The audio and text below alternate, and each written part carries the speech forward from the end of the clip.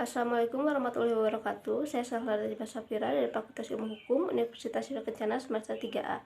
Pada kali ini saya akan mereview kembali materi hukum pidana lanjutan yang telah disampaikan oleh Profesor Dr. Hajah Heni Nuraini, SH, MH pada pertemuan kelima dan keenam, bab ketiga mengenai perbarengan atau gabungan tindak pidana.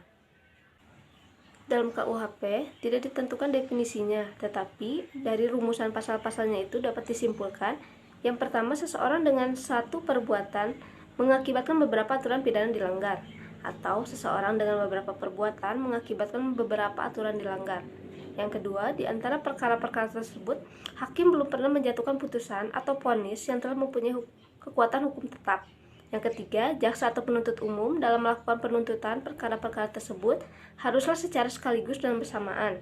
Dari ketiga yang disebutkan, yang terpenting adalah yang pertama, karena menyangkut pada perbuatan. Perbarengan atau gabungan tindak pidana diatur dalam buku 1 KUHP bab 6 pasal 63 sampai 71. Yang pertama yaitu perbarengan peraturan atau konkursus idealis yang diatur pada pasal 63 KUHP. Menurut pasal ini, dalam perbarengan peraturan digunakan sistem absorpsi, yaitu hanya dikenakan atau dijatuhkan pidana pokok terberat saja. Dalam konkursus idealis juga, perbuatan yang dimaksud adalah perbuatan jasmani atau material handling, yaitu perbuatan yang tidak dapat dipisah-pisah. Yang kedua yaitu perbuatan berlanjut. Menurut pasal 464 ayat 1 berlaku sistem absorpsi, yaitu hanya dikenakan satu aturan pidana yang terberat saja. Pasal 64 ayat 2 merupakan aturan khusus mengenai pemalsuan dan perusakan mata uang. Pasal 64 ayat 3 merupakan ketentuan khusus dalam hal kejahatan-kejahatan ringan yang merupakan perbuatan berlanjut. Menurut Memori Van Vluchting, syarat perbuatan berlanjut yaitu yang pertama adanya niat, yang kedua perbuatan tersebut dilakukan tidak terlalu lama, dan yang ketiga tindak pidana yang dilakukan harus sejenis.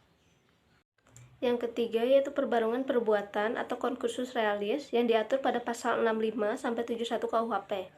Konkursus realis berupa kejahatan yang diancam pidana pokok sejenis, yaitu kejahatan dengan kejahatan yang hanya dikenakan satu pidana dengan ketentuan bahwa jumlah pidana maksimal tidak boleh lebih dari maksimal pidana terberat ditambah sepertiga. Konkursus realis yang berupa kejahatan yang diancam pidana pokok tidak sejenis, yaitu berupa kejahatan dengan pelanggaran. Menurut pasal 66 KUHP, untuk semua jenis ancaman pidana, tiap-tiap kejahatan dijatuhkan, tetapi jumlahnya tidak boleh melebihi maksimal pidana terberat ditambah sepertiga.